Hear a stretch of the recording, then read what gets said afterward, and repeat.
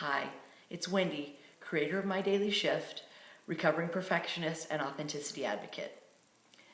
For me, 2013 was all about opening myself up to new experiences that might change the way I see the world.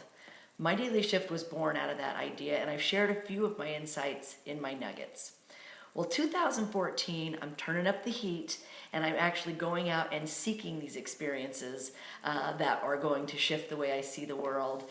Carpe diem, bring it on, seize the day. That's my new mantra. I spent the weekend in Santa Monica assisting at my school, and one of my classmates, Ryan Brewer, has become a curtain leader, and he's created a CD. His CD launch party was Saturday night, and I couldn't help but join in the celebration. Curtain, my knowledge of curtain up to this point was I knew there was a leader who would sing, and the crowd would sing back what he said. I knew that Ryan had learned how to play this funky instrument called a harmonium, and I knew it was at a yoga studio. That's about all I knew about what I was about to walk into. So by the time class was over, the concert was already in full swing. So I arrive, and it's going on, and I kind of sneak in the back, take off my boots, and someone hands me a yoga mat. Well, I was feeling a little self-conscious because everybody in there was very comfortable, and I was hardly yogified in that moment, and it kind of seemed like the energy in there, everybody else was already really feeling it and really into it. So I decided to kind of sit back and kind of just observe for a few minutes. And people were swaying, and the music was beautiful, and there was a full production on stage. 6 artists, drums, flute, keyboards, an acoustical guitar, and the singers, and Ryan, who's just a really beautiful presence. So it was really amazing and really beautiful from the moment I walked in.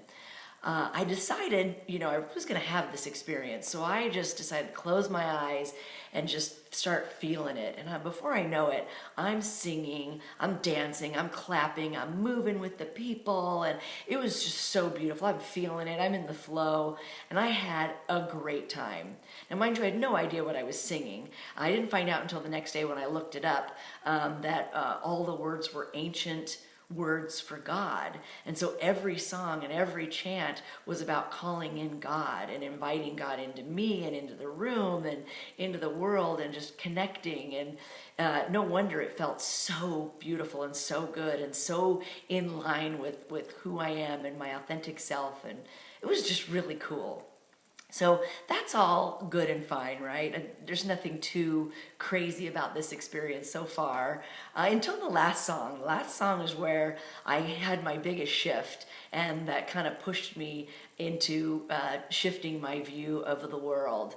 The last song was Hare Krishna.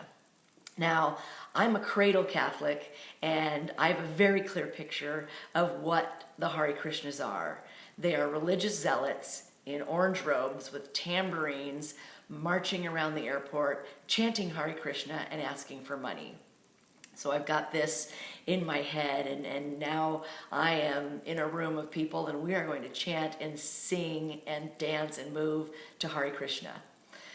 Well, the truth is, I was already committed. I was already all in. I'm having a ball. So I'm dancing, I'm singing, I'm chanting Hare Krishna, and I'm loving every minute of it. I really was having a good time.